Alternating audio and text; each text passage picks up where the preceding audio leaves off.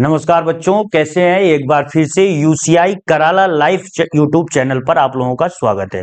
बच्चों, आज की वीडियो हम लोग मार्च करंट अफेयर्स का जो वीडियो की श्रृंखला स्टार्ट किए थे उसी का दूसरा पार्ट शूट कर रहे हैं। इसका पहला पार्ट आप लोगों को यूट्यूब पर मिल जाएगा, जिसकी लिंक डिस्क्रिप्शन बॉक्स में डाल दिया गया है। आप जाकर उस वीडियो को देखिए और अपने आने वाली तमाम परीक्षाओं के लिए अपनी तैयारी को और मजबूत करिए। बच्चों, आज की वीडियो मार्च के दूसरे पार्ट का है, तो इसकी श्रृंखला की आज हम लोग शुरुआत करते हैं। और सबसे पहले जो हमारा क्वेश्चन आपकी स्क्रीन पे दिख रहा है बच्चों, कि 2018 से लगातार 4 वर्षों तक किस शहर को दुनिया की सबसे प्रदूषित राजधानी का दर्जा दिया गया।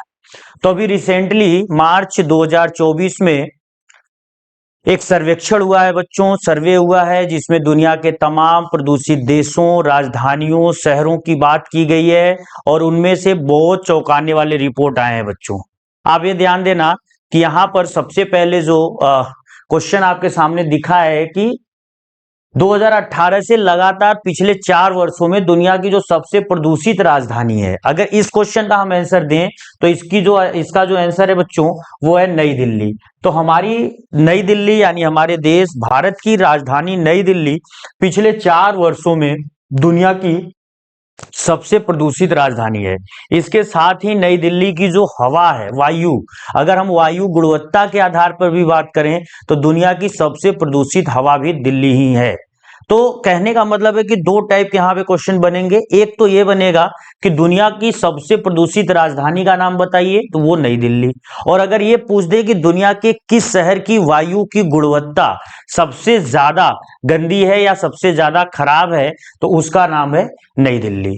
बच्चों, भारत सरकार ने एक सफर नाम का ऐप लॉन्च किया था और इस सफर नाम के ऐप से हमको हमारे जिस भी लोकेशन में हम रह रहे हैं, चाहे जिस भी शहर में रह रहे हैं, वहां की गुणवत्ता का पता चलता है।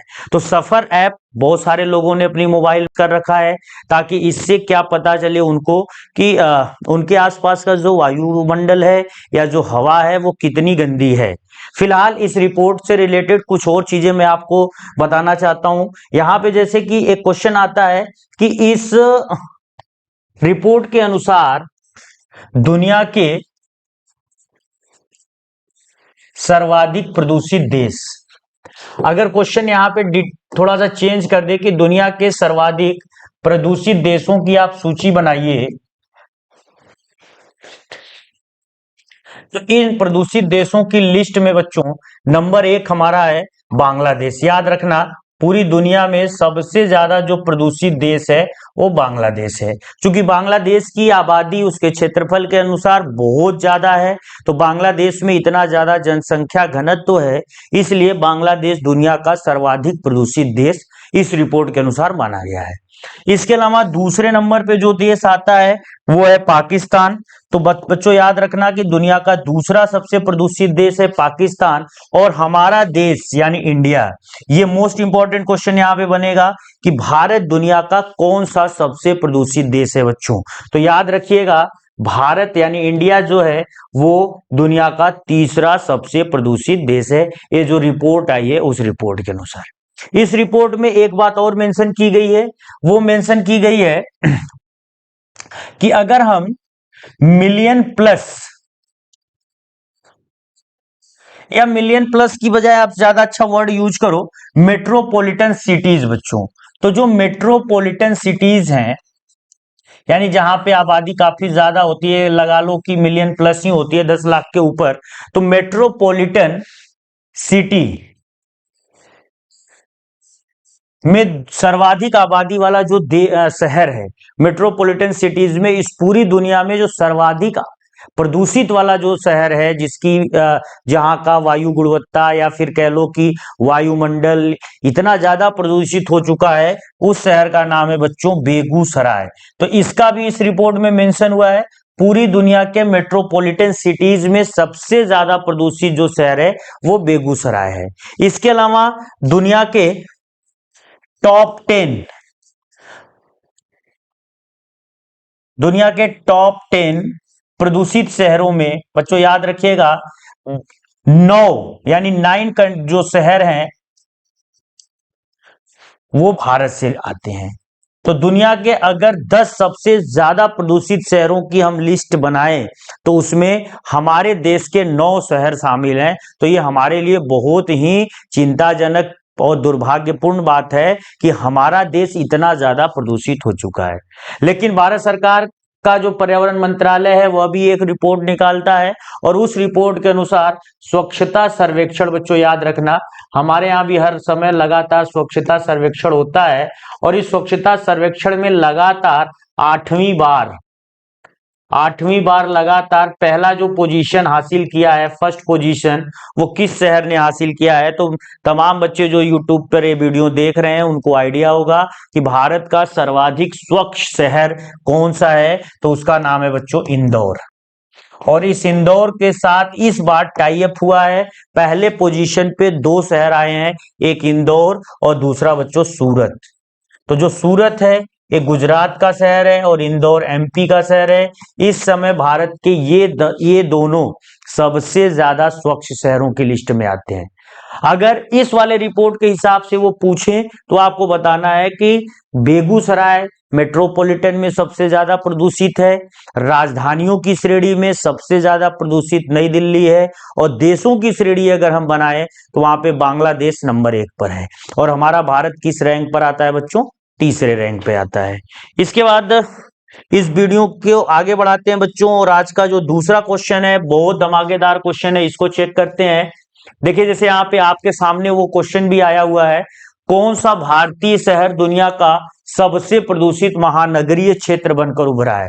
अभी जिस मेट्रोपॉलिटन की हम लोग बात यहाँ पे कर रहे थे बच्चों, जिस मेट्रोपॉलिटन सिटीज की बात कर रहे थे, मेट्रोपॉलिटन सिटीज में अगर दुनिया का सबसे प्रदूषित शहर अगर आपसे पूछा जाए तो अभी मैं इसका बार बार नाम ले रहा था, बेगूसराय। बेगूसराय का लोकेशन बच्चों बिहार में है। तो बिहार हमारा मेट्रोपॉलिटन सिटीज की श्रेणी में दुनिया का सबसे ज्यादा, जो बेगूसराय है बिहार का बेगूसराय, वो सबसे ज्यादा प्रदूषित शहर है। अगले क्वेश्चन पे चलते हैं बच्चों। अगला क्वेश्चन है, भारत के मुख्य निर्वाचन आयुक्त जो हमारे चीफ इलेक्शन कमिश्नर हैं वो कौन है। ये क्यों आपसे पेपर में इनसे क्वेश्चन बनेगा, क्योंकि 2024 से जो साल चलने वाला है, इस साल 2024 में हम लोग लोकसभा के चुनाव कराने वाले हैं और ये जो लोकसभा के चुनाव होते हैं बच्चों, जो लोकसभा इस इलेक्शन होता है, इस चुनाव को पूरा कराने की जिम्मेदारी जो होती है वो हमारे निर्वाचन आयोग की होती है। जो हमारा राष्ट्रीय निर्वाचन आयोग होता है ये, और इस राष्ट्रीय निर्वाचन आयोग के बारे में जो उल्लेख है वो संविधान का आर्टिकल 324 करता है। तो आर्टिकल 324 में राष्ट्रीय निर्वाचन आयोग के बारे में उल्लेख है और राष्ट्रीय निर्वाचन आयोग में वर्तमान में 3 सदस्य होते हैं बच्चों, याद रखिएगा। और ये जो 3 सदस्य होते हैं, एक होता है चीफ इलेक्शन कमिश्नर जिसको हम मुख्य निर्वाचन आयुक्त कहते हैं और 2 अन्य होते हैं। 2 अन्य की नियुक्ति अभी पिछले महीने हुई है, तो इन पर भी क्वेश्चन मैंने करंट अफेयर्स में ही बना दिया था। और फिलहाल आपसे यहां पर जो मैंने क्वेश्चन डाला हुआ है वो ये कि भारत का वर्तमान में मुख्य चुनाव आयुक्त कौन होता है। तो भारत में जो मुख्य चुनाव आयुक्त इस समय है उनका नाम है राजीव कुमार, याद रखिएगा। इनकी नियुक्ति राष्ट्रपति के द्वारा की गई है और इनका जो पूरा का पूरा कार्यकाल होगा ये लोकसभा चुनाव 2024 के लिए विश्व प्रसिद्ध या हमारे इतिहास में दर्ज हो जाएगा। राजीव कुमार वर्तमान में चुनाव आयुक्त है बच्चों, याद रखिएगा। यहां पर मैं आपसे क्वेश्चन डाल रहा हूं कि भारत के पहले मुख्य चुनाव आयुक्त कौन थे। जितने बच्चों को आ रहा है कमेंट बॉक्स में इसका आंसर जरूर करिएगा कि हमारे देश के पहले चुनाव आयुक्त का नाम बताइए। चलिए बच्चों इसके बाद अगले क्वेश्चन पे चलते हैं। हमारा जो अगला क्वेश्चन है, हाल ही में प्रसार भारती के नए अध्यक्ष के रूप में किसने कार्यभार संभाला है। बच्चों ये जो प्रसार भारती है, याद रखिएगा, हमारे टेलीविजन जो टेलीकास्टिंग और ब्रॉडकास्टिंग होती है उससे रिलेटेड जो प्रसारण होता है हमारे यहाँ, कुछ भी चीजें चाहे टेलीविजन पर या रेडियो पर, उन सब से रिलेटेड जो भी डिसीजंस होते हैं, क्या हमको प्रसारित करना है क्या नहीं करना है, उन सबका जो सबसे बड़ा सुप्रीमो अथॉरिटी होता है या सबसे बड़ी जो संस्था होती है वो प्रसार भारती होती है। और प्रसार भारती का अध्यक्ष नया नया में किसने नियुक्त किया गया है। प्रसार भारती के अलावा आप लोग एक और नाम सुनते होंगे, सेंसर बोर्ड। बच्चों ये नाम भी बहुत इंपॉर्टेंट, आप बार बार इसका सुनते होंगे। सेंसर बोर्ड क्या करता है कि एडल्ट्री के आधार पर या वयस्कता के आधार पर ये चीजों को क्या करता है, परमिट करता है कि आप बच्चों को क्या दिखाइए, एडल्ट्स को क्या दिखाइए। तो यहाँ पे सर्टिफिकेट्स वगैरह देता है, जैसे ए सर्टिफिकेट अगर किसी वीडियो को मिल रहा है तो उसका मतलब होता है कि वो ओनली फॉर एडल्ट है। यू बाई ए, कभी कभी आप देखते हैं फिल्मों को यू बाई ए सर्टिफिकेट दिया जाता है, इसका मतलब है कि अडल्ट भी इसको देख सकते हैं और उसके बाद जो चिल्ड्रेंस हैं यानी कि जो एडल्ट से नीचे हैं वो भी यहाँ पर देख सकते हैं। तो सेंसर बोर्ड का अपना एक अलग काम है। प्रसार भारती के कंट्रोल में सेंसर बोर्ड भी रहता है। तो इस तरीके से ये सारी सारी चीजें जो है एक साथ मिलजुल कर ये लोग अपना काम करते हैं। फिलहाल प्रसार भारती का जो नया अध्यक्ष नियुक्त किया गया है बच्चों, नवनीत कुमार सहगल को नियुक्त किया गया है। बिल्कुल याद रखिएगा, नवनीत कुमार सहगल हमारे देश में प्रसार भारती के नए अध्यक्ष नियुक्त किए गए हैं।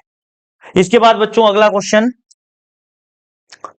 जो अगला क्वेश्चन है हमारा, चुनाव आयोग द्वारा राष्ट्रीय पीडब्ल्यूडी आइकॉन के रूप में किसे घोषित किया गया है। यह भी बहुत धमाकेदार क्वेश्चन है। पहले तो आप जान लो कि मैं बार बार कह रहा हूं, लोकसभा के इलेक्शन होने वाले हैं और लोकसभा के इलेक्शन के दौरान बड़ी बड़ी सेलिब्रिटीज, बड़े बड़े सुपरस्टार्स, खिलाड़ियों को इलेक्शन आइकॉन के रूप में बनाया जाता है। इससे क्या होता है कि ये लोग पूरे देश में एक तरीके से लोगों को अवेयर करते हैं कि हमको इलेक्शन देना चाहिए या हमको वोट देना चाहिए। वोटिंग हमारा एक तरीके से कानूनी अधिकार है और इस कानूनी अधिकार का हमें पूर्ण रूप से प्रयोग करना चाहिए। जब भी चुनाव हो हमें उस चुनाव में जाकर वोट जरूर डालना चाहिए। और इसी प्रक्रिया को ध्यान में रखते हुए इलेक्शन कमीशन अलग अलग क्षेत्रों में अलग अलग इलेक्शन आइकॉन नियुक्त करता है। फिलहाल राष्ट्रीय निर्वाचन आयोग ने राष्ट्रीय पीडब्ल्यूडी आइकॉन, पीडब्ल्यूडी पहले तो आप जान लो है क्या। पीडब्ल्यूडी का मतलब होता है बच्चों पब्लिक वर्क डिपार्टमेंट। ये जो पब्लिक वर्क डिपार्टमेंट है इसको हिंदी में कहते हैं लोक निर्माण विभाग। ये जो लोक निर्माण विभाग है इसकी शुरुआत भारत में, पीडब्ल्यूडी की शुरुआत भारत में जिस गवर्नर जनरल ने की थी उस गवर्नर जनरल का नाम था लॉर्ड डलहौजी। लॉर्ड डलहौजी ने पीडब्ल्यूडी की शुरुआत ज्यादातर इंफ्रास्ट्रक्चर डेवलपमेंट करने के लिए, बेसिकली ट्रांसपोर्टेशन फैसिलिटीज को बेटर करने के लिए किया था। तो हमारे यहाँ जो ट्रांसपोर्टेशन फैसिलिटीज होती हैं लाइक रोड्स, रेलवे ट्रैक्स, इन सबको बनाने के लिए पीडब्ल्यूडी का निर्माण लॉर्ड डलहौजी ने किया था। आज के डेट में भी पीडब्ल्यूडी का सबसे ज्यादा जो काम होता है या सबसे महत्वपूर्ण काम होता है वो सड़कों का निर्माण ही होता है। सड़क बनाना, फ्लाईओवर्स बनाना, ओवरब्रिज बनाना, ये तमाम जो चीजें हैं वो पीडब्ल्यूडी के द्वारा ही किया जाता है।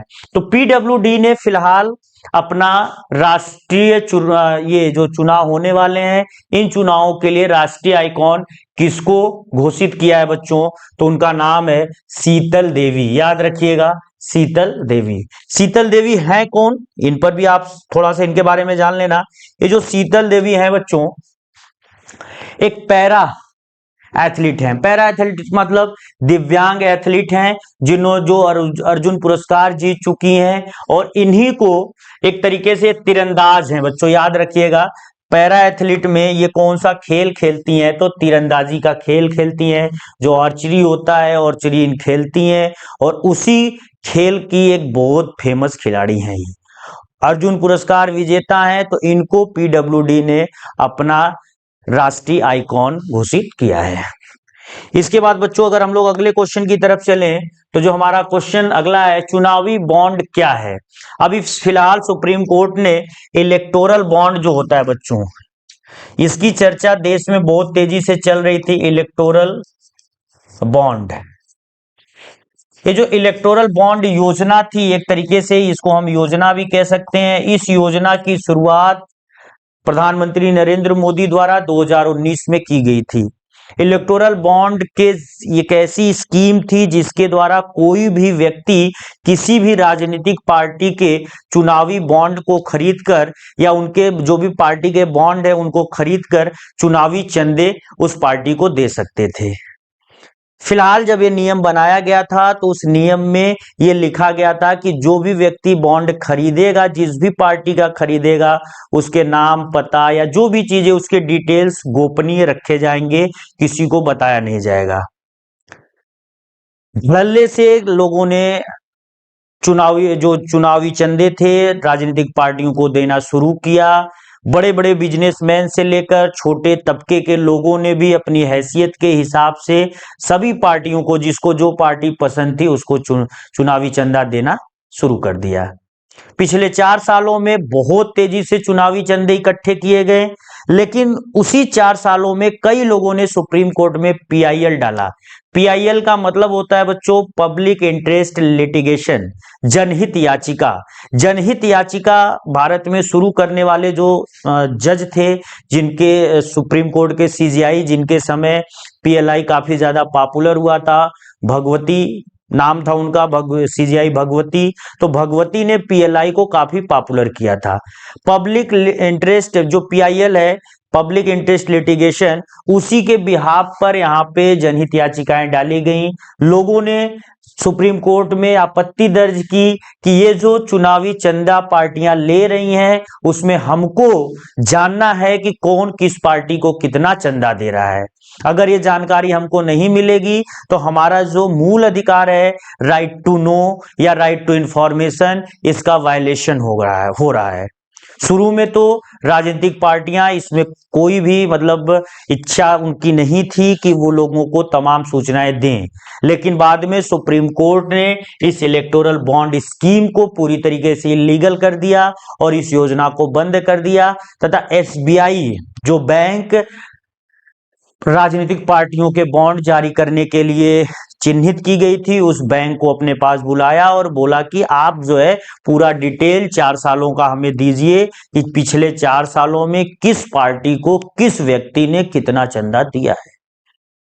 एसबीआई शुरू में आनाकानी कर रही थी, लेकिन सुप्रीम कोर्ट के कड़े रुख को देखते हुए एसबीआई को मजबूरीवश डेटा साझा करना पड़ा और इस डेटा के आते ही देश में थोड़ी बहुत हलचल हुई। वो बात की बात है। फिलहाल चुनावी बॉन्ड क्या है, तो यहाँ पे आप याद रखिएगा कि राजनीतिक दलों द्वारा धन जुटाने के लिए जारी किए गए बॉन्ड, और ये जो बॉन्ड जारी होंगे किस बैंक के बिहाफ पे जारी होंगे बच्चों, तो ये एसबीआई बैंक इसके लिए रिस्पॉन्सिबल है, याद रखना है। इसके बाद हम लोग अगर अपने अगले क्वेश्चन की तरफ चलें, 128 खिलाड़ियों की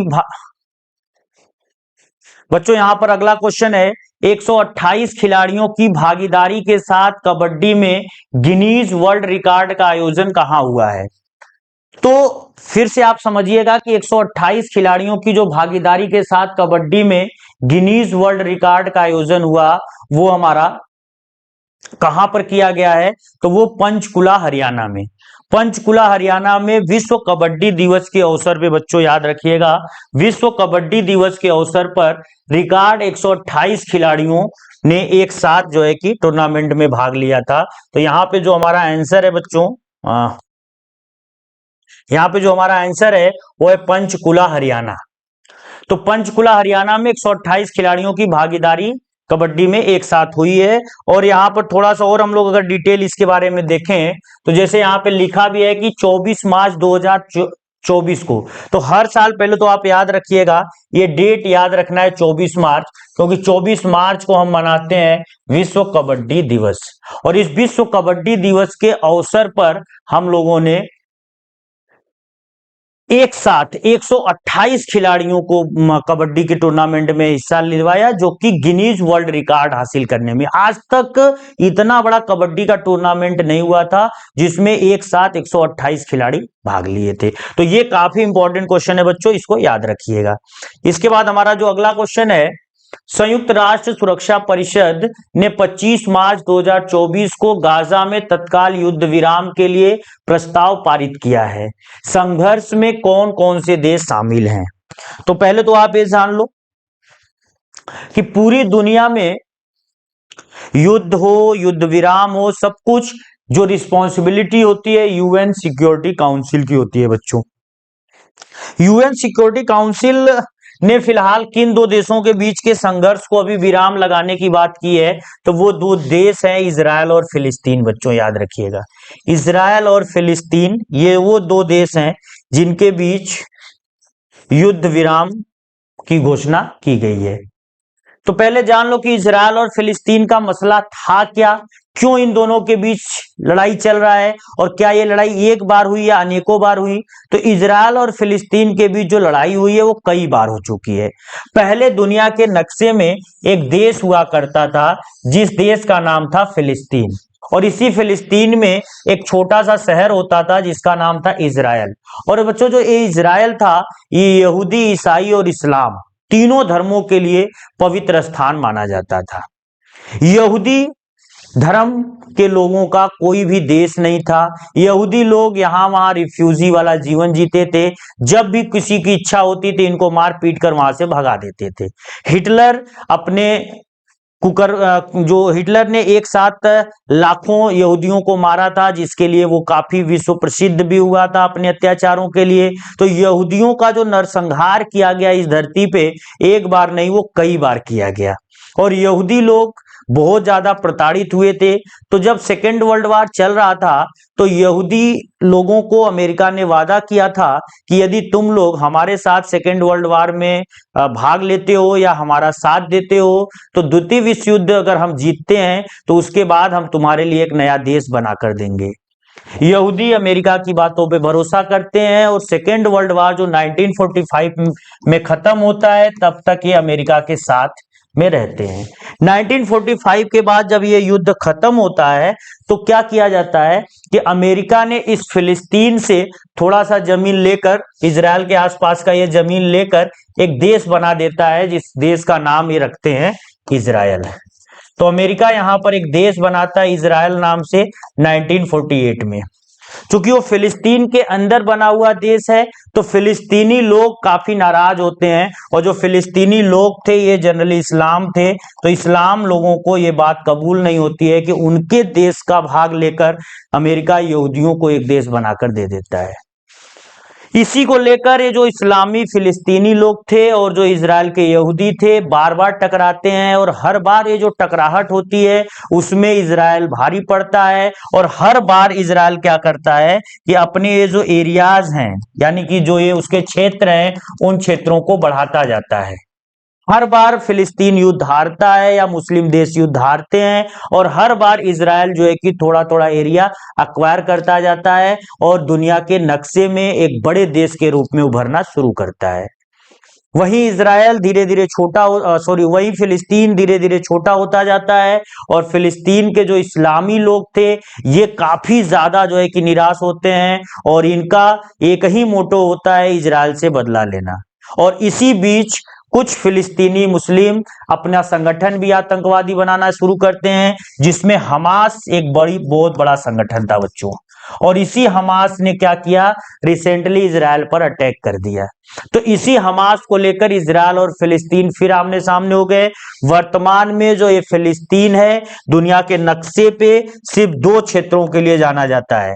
एक वेस्ट बैंक जो जॉर्डन के पास में है, जॉर्डन नदी के पश्चिमी किनारे पे जो है एरिया उसको वेस्ट बैंक कहते हैं, और एक मिस्र की साइड में गाजा पट्टी, पतली सी गाजा पट्टी, गाजा स्ट्रिप। इन्हीं दो पर्टिकुलर एरियाज में आज के डेट में फिलिस्तीन का एग्जिस्टेंस है बच्चों, याद रखिएगा। बाकी पूरा का पूरा एरिया इजराइल के कब्जे में आ गया। और फिलहाल इसी गाजा पट्टी पर अटैक हुआ। गाजा पट्टी से हमास ने अटैक किया पहले इजराइल पर, फिर इजराइल ने गाजा पट्टी पर अटैक किया, वेस्ट बैंक पर किया, और लगातार तमाम जो बेगुनाह लोग या जो निर्दोष लोग थे, तमाम जो बच्चे थे, महिलाएं थी, पुरुष थे, इस युद्ध में उनकी भी मौत हुई। इससे पूरी दुनिया में घनघोर निंदा की गई, और हमारा जो यूएन सिक्योरिटी काउंसिल है जो पूरी दुनिया की सुरक्षा की गारंटी देता है, उसने सीधे सीधे दोनों देशों को यहाँ पे धमकाया है और युद्ध विराम के लिए बात किया है। तो उसको फिलहाल प्रस्ताव पारित कर दिया गया है यूएन सिक्योरिटी काउंसिल से। तो आपसे यहाँ पे क्वेश्चन बहुत सारे बनने वाले हैं बच्चों। ये जो क्वेश्चन है बहुत ज्यादा इंपॉर्टेंट है, याद रखिएगा। यूएन के सिक्योरिटी काउंसिल में वो दो देश जिन्होंने युद्ध विराम प्रस्ताव के लिए बात किया है, इजराइल और फिलिस्तीन है। इजराइल ने फिलिस्तीन के किस पार्ट में अटैक किया था?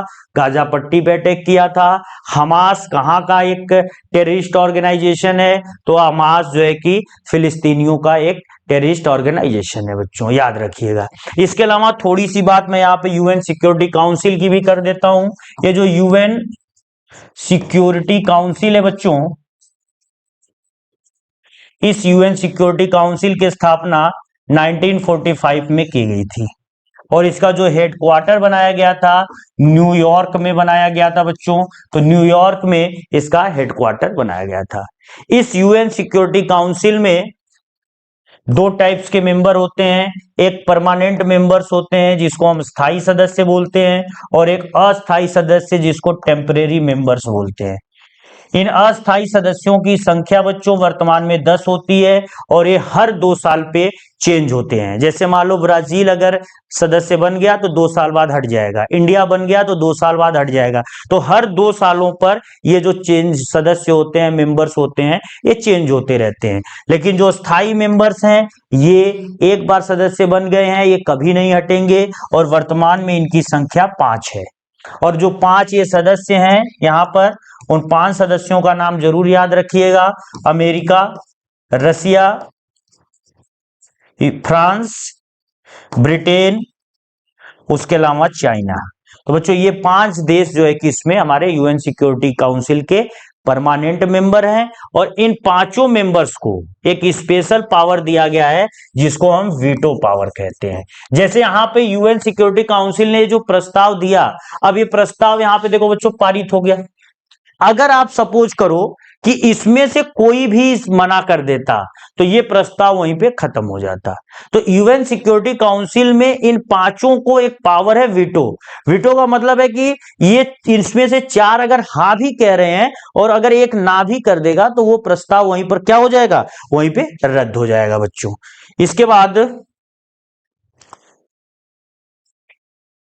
चलो बच्चों अगला जो हमारा क्वेश्चन है वीडियो का, भारतीय रिजर्व बैंक आरबीआई ने 31 जनवरी को पेटीएम पेमेंट्स बैंक को क्या निर्देश जारी किया है बच्चों? तो फिलहाल आप ये जान लो कि ये भी क्वेश्चन बहुत ज्यादा इंपॉर्टेंट है क्योंकि रिजर्व बैंक ऑफ इंडिया जो 31 जनवरी को उन्होंने पेटीएम बैंक्स को बंद कर दिया है। बंद क्या किया है? पेटीएम पेमेंट्स बैंक के कुछ एक्टिविटीज को यहां पर उन्होंने बैन कर दिया है। जो कुछ एक्टिविटीज हैं स्पेशली वो एक्टिविटीज यहां पर क्या है जिसको बंद किया गया है? अपनी ग्राहक सेवा पेशकश को बढ़ाना, विभिन्न उपकरणों में जमा या टॉपअप स्वीकार करना, अपने शाखा नेटवर्क का विस्तार करना, बचत खातों पर ब्याज दर बढ़ाना। तो इसमें सबसे पहला जो इंपॉर्टेंट इसका आंसर है बच्चों कि विभिन्न उपकरणों में या जो विभिन्न प्रकार के उसके अकाउंट्स हैं उन अकाउंट्स में कोई भी जमा या top up payment bank Paytm payments bank नहीं ले सकता। आरबीआई ने इसको सीधे सीधे मना कर दिया है।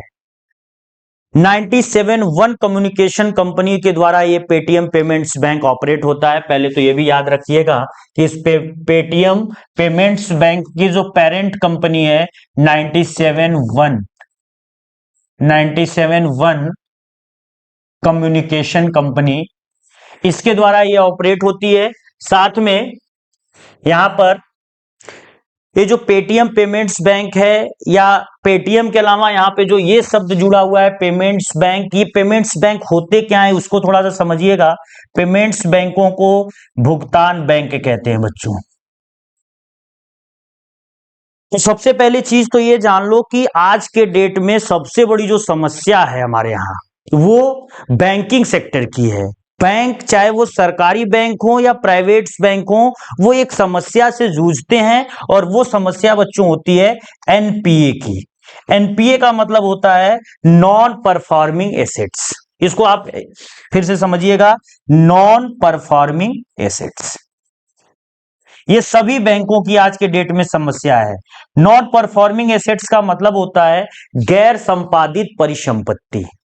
तो कोई भी बैंक जब किसी व्यक्ति को लोन देता है तो वो कहता है कि आप हर महीने आना और इस लोन की मैं एक ईएमआई बना देता हूं और मुझे वो ईएमआई चुकाते रहना। ऐसा नहीं है कि बैंक आपको कहेगा कि लो भैया मैंने आपको 10 लाख का लोन दिया, अब 10 साल बाद आकर एक साथ दे जाना। ऐसा नहीं है। बैंक आपको 10 लाख का लोन देगा लेकिन उसकी ईएमआई बांध देगा, ब्याज वगैरह सब बनाकर, कि आपको हर महीने इतना इतना पैसा अपने लोन का देते रहना है। लेकिन तमाम लोग क्या करते हैं कि ईएमआई जमा नहीं करते हैं लगातार 90 दिनों तक। तो जब लगातार 90 दिनों तक किसी भी बैंक के लोन की ईएमआई नहीं जमा होगी, ये 90 डेज बिल्कुल याद रखना, तो वो जो एनपीए होता है, वो जो लोन होता है वो एनपीए कहलाने लगता है। आज के डेट में एसबीआई भारत का सबसे बड़ा एनपीए होल्डर बैंक है, यानी कि एसबीआई का सबसे ज्यादा जो पैसा लिया गया है वो रिकवर नहीं हो पाया है। दूसरी चीज, एक चीज और यहां पे समझिएगा, इसी प्रॉब्लम को सॉर्ट आउट करने के लिए हमारे यहां नरेंद्र मोदी सरकार ने एक नए टाइप के बैंक को इनोवेट किया। उसका नाम था पेमेंट बैंक। पेमेंट बैंक का मतलब ही होता है कि एक ऐसे बैंक जिसमें आप सिर्फ और सिर्फ डिपॉजिट करोगे पैसा और उसी डिपॉजिट को जरूरत पड़ने पे आप निकाल सकते हो। आपके जरूरत के हिसाब से यहां पे कभी भी आपको उधार नहीं दिया जाएगा, याद रखिएगा। तो आपको यहां उधार नहीं मिलने वाला है। तो पेमेंट्स बैंक जमा स्वीकार कर रहे थे, लोगों को उधार नहीं दे रहे थे, सब कुछ अच्छा चल रहा था, इनके पास एनपीए की भी प्रॉब्लम नहीं आ रही थी। तो धीरे धीरे पेमेंट्स बैंकों का जो रेगुलेशन था वो भी इरेगुलेट होने लगा। यहाँ चूंकि ज्यादातर प्राइवेट कंपनियों को पेमेंट्स बैंक का लाइसेंस मिला था, तो ये मनमानी करना स्टार्ट कर दिए थे, जिसमें पेटीएम पेमेंट्स बैंक टॉप पर था। और फिलहाल इसकी सभी सर्विसेज 31 जनवरी को आरबीआई ने सस्पेंड कर दिया है। तो आप याद रखिएगा कि भारतीय रिजर्व बैंक ने किस पेमेंट बैंक को बैन किया है रिसेंटली, या उसके जो भी काम है उनको सस्पेंड किया है कुछ समय के लिए, वो है पेटीएम पेमेंट्स बैंक। यहां पर एक बहुत इंपॉर्टेंट क्वेश्चन बता रहा हूं बच्चों, भारत का जो पहला पेमेंट बैंक भारत का पहला पेमेंट बैंक 2016 में भारत का पहला पेमेंट बैंक 2016 में राजस्थान के जयपुर में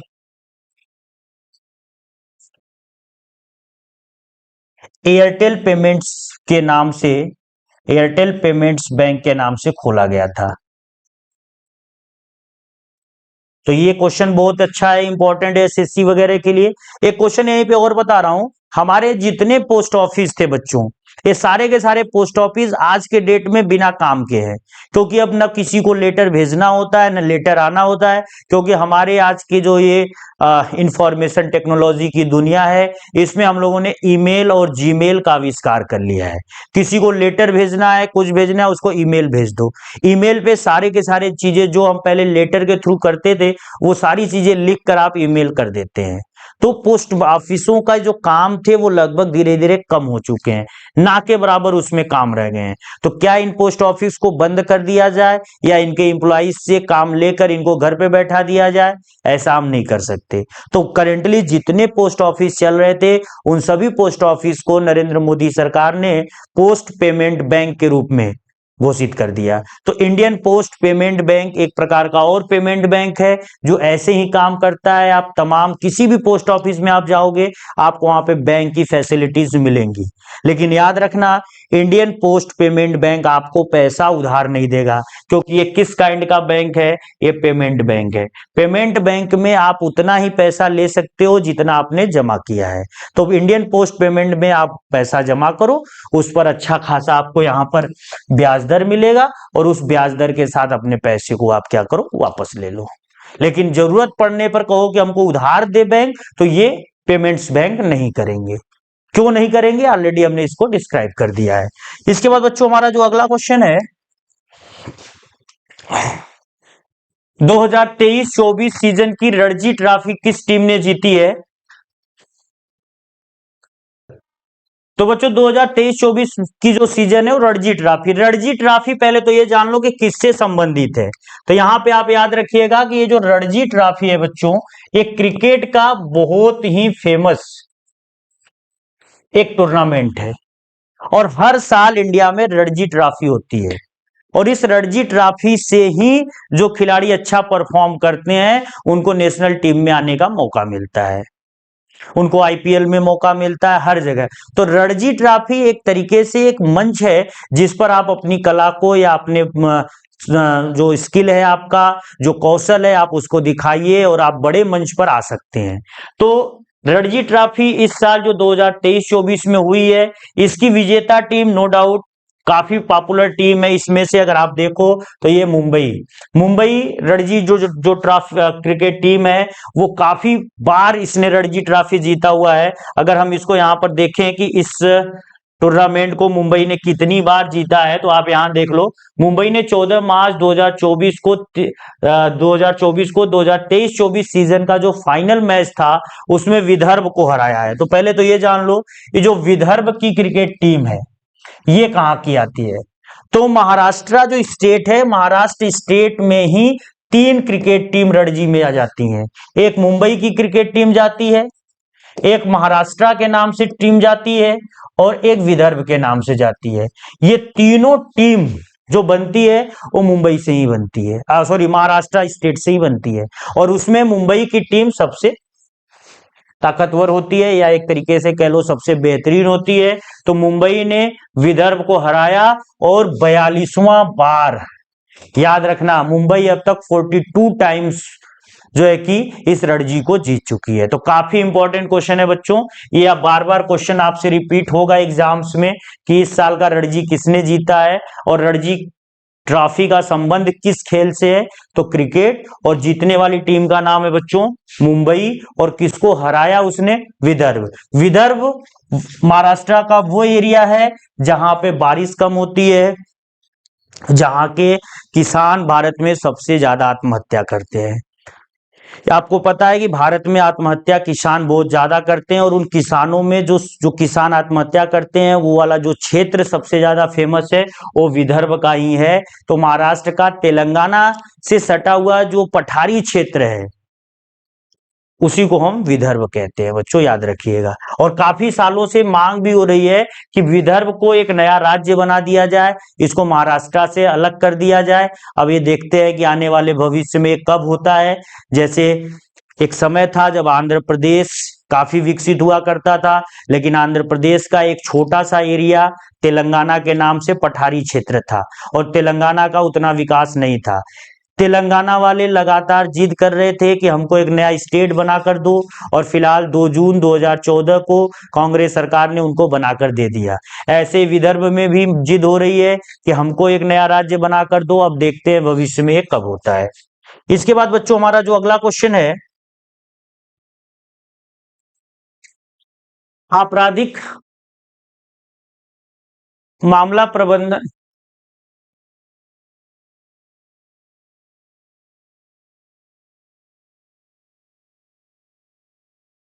आपराधिक मामला प्रबंधन प्रणाली सीसीएमएस का लक्ष्य किस प्रकार के डेटा को व्यवस्थित, एकीकृत और डिजिटलाइज करना है।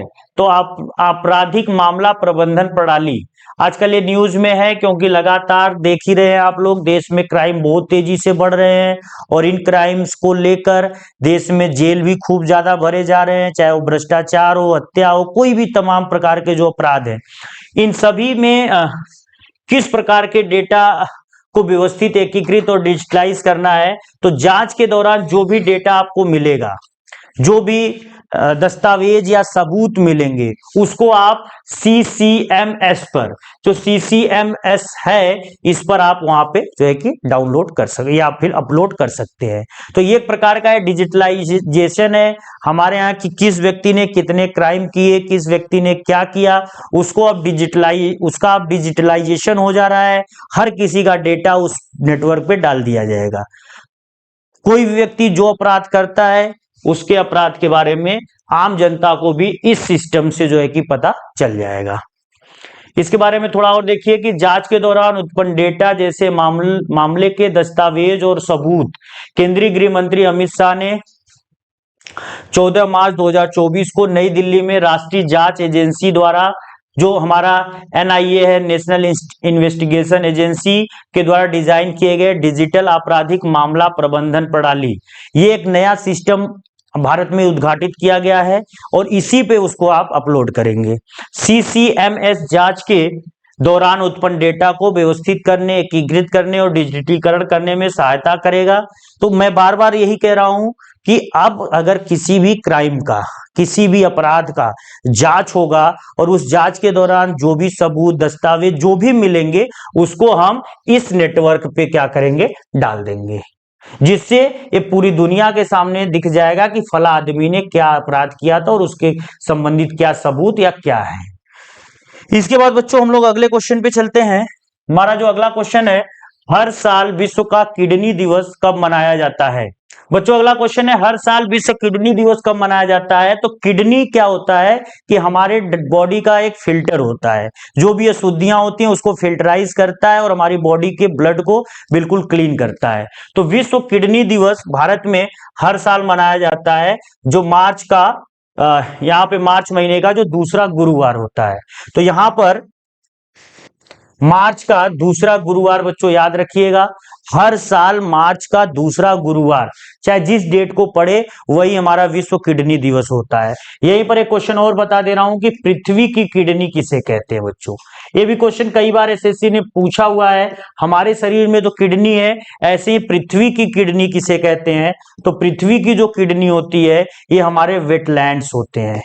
वेटलैंड्स का मतलब होता है आर्द्र भूमियां।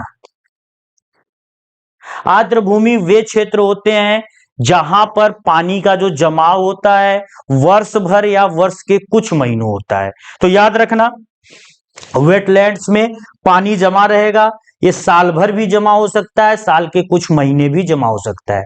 और यहाँ पे जो पानी की जो गहराई होगी, जमा हुए पानी की गहराई, वो अधिकतम 6 मीटर तक हो सकती है, या एक तरीके से ये कह लो, अधिकतम भी यहाँ पर वर्ड मत यूज करो, पानी की जो गहराई होगी वो छिछली होगी। छिछली का मतलब यहाँ पानी गहराई बहुत ज्यादा नहीं होने वाली है। जैसे हमारे झील होते हैं, जैसे हमारे धान के खेत होते हैं, जैसे हमारे समुद्र तटीय इलाके होते हैं, डेल्टाई क्षेत्र होते हैं, तो इन सब क्षेत्रों को वेटलैंड्स कहते हैं। और ये वेटलैंड्स हमारे लिए किडनी का काम करते हैं, क्योंकि ये पृथ्वी की अशुद्धियों को एक तरफ करते हैं और वहां से साफ पानी फिल्टर करते हैं। और इसी वेटलैंड्स के इतने इंपॉर्टेंस को देखते हुए 2 फरवरी को बच्चों याद रखिएगा, 2 फरवरी को हर साल विश्व आर्द्र भूमि दिवस मनाया जाता है। तो विश्व आर्द्र भूमि दिवस हर साल 2 फरवरी को मनाया जाएगा। इसके अलावा भारत में इन आर्द्र भूमियों को बचाने के लिए वर्तमान में 80 रामसर साइट्स घोषित किए गए हैं। 80 ये जो रामसर साइट हैं, इनका सीधा सीधा मतलब ये हुआ कि जो आर्द्र भूमियों को बचाने के लिए 1971 में पूरी दुनिया एक समझौता की थी, जिसको रामसर कन्वेंशन कहते हैं। उस रामसर कन्वेंशन में बहुत सारे स्थानों को शामिल किया जाता है, जिनको रामसर साइट कहते हैं। और हमारे देश में इस समय कितने रामसर साइट हैं? वो 80 हैं। तो बच्चों यहां से 2-3 क्वेश्चन बन गया। जैसे मान लो पूछा कि पृथ्वी की किडनी, तो वो आर्द्र भूमियां होती हैं। आर्द्र भूमियां क्या होती हैं ऑलरेडी समझा दिया। आर्द्र भूमियों को बचाने के लिए किस तारीख को आर्द्र भूमि दिवस मनाते हैं? 2 फरवरी को। फिलहाल किडनी दिवस हम मनाएंगे मार्च का दूसरा गुरुवार, लेकिन आर्द्र भूमि दिवस मनाएंगे 2 फरवरी को। और इस समय भारत में कितनी आर्द्र भूमियां रामसर साइट में आती हैं? 80, ये याद रखिएगा। इसके बाद बच्चों हमारा अगला जो क्वेश्चन है, निम्नलिखित में से कौन भूटान के नए प्रधानमंत्री बने हैं? तो दासो सेरिंग तोब्गे। बच्चों यहां पे याद रखिएगा, दासो सेरिंग तोब्गे भूटान के नए प्रधानमंत्री बने हैं। भूटान एक पहाड़ी देश है जो हमारे उत्तर में हिमालय के आसपास स्थित है। भूटान का हमारे साथ जो राजनीतिक सामरिक संबंध है वो काफी मजबूत है, और भूटान हमेशा से भारत के साथ एक अच्छा संबंध बनाए हुए है। भूटान भारत को हर कदम पे मदद भी भारत भूटान को हर कदम पे मदद भी करता है, और भारत भूटान को एक संकोच जल विद्युत परियोजना, कई बार पेपरों में पूछता है।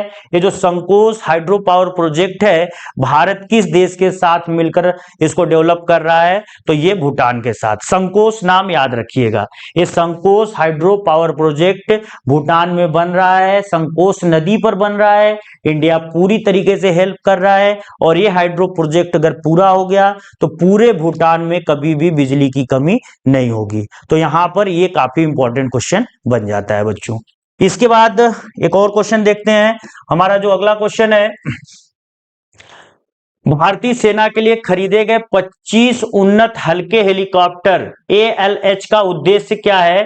तो यहां पर बच्चों याद रखिएगा कि जो ये खरीदे गए हैं, इसका जो पूरा का पूरा उद्देश्य है, ये समुद्री जो तटरक्षक बल होते हैं यहाँ पर, उनकी यहाँ पे निगरानी के लिए। तो जो हमारे इंडियन कोस्टल गार्ड होते हैं, इंडियन कोस्टल गार्ड या इंडियन कोस्ट गार्ड, ये लोग हमारे समुद्र तटों की रक्षा करते हैं और उन समुद्र तटों पर बहुत सारे अवैध रूप से जो है कि लोग आते हैं या फिर अवैध रूप से यहाँ पे कुछ ना कुछ किया जाता है। उन सबकी निगरानी करने के लिए हमारी इंडियन आर्मी ने 25 हल्के हेलीकॉप्टर खरीदे हैं, जिसमें बैठकर हमारे जो जवान हैं वो अपने समुद्र तटों की निगरानी करेंगे। तो याद रखिएगा, इसका मेन टारगेट क्या है? समुद्र की निगरानी करना बच्चों। इसके बाद हमारा अगला जो क्वेश्चन है, मार्च 2024 में हरियाणा के मुख्यमंत्री कौन बने हैं? तो मार्च 2024 में हरियाणा में एक और उठापटक हुई, राजनीतिक उठापटक बच्चों। हरियाणा के जो वर्तमान मुख्यमंत्री थे मनोहर लाल खट्टर, उन्होंने अचानक से अपना इस्तीफा दे दिया और उनके इस्तीफा के बाद जो हरियाणा के नए मुख्यमंत्री बने वो भी काफी चौंकाने वाला था, नायब सिंह सैनी। तो नायब सिंह सैनी को हरियाणा का मुख्यमंत्री नियुक्त किया गया है। तो बच्चों आज की वीडियो में हमने काफी क्वेश्चन जो है कि समाहित करने का प्रयास किया है। ये वीडियो आप बिल्कुल अच्छे से देखना। जो इंपॉर्टेंट क्वेश्चन यहाँ पे जितने भी क्वेश्चन डाले गए हैं सारे इंपॉर्टेंट है। इनको अपने पेज पे आप लिख लेना और बार बार इसको रिवाइज करना अपनी परीक्षाओं के लिए। वीडियो अच्छी लगी हो लाइक शेयर जरूर करना, चैनल को सब्सक्राइब करिए और अपने दोस्तों के साथ शेयर करिए। धन्यवाद।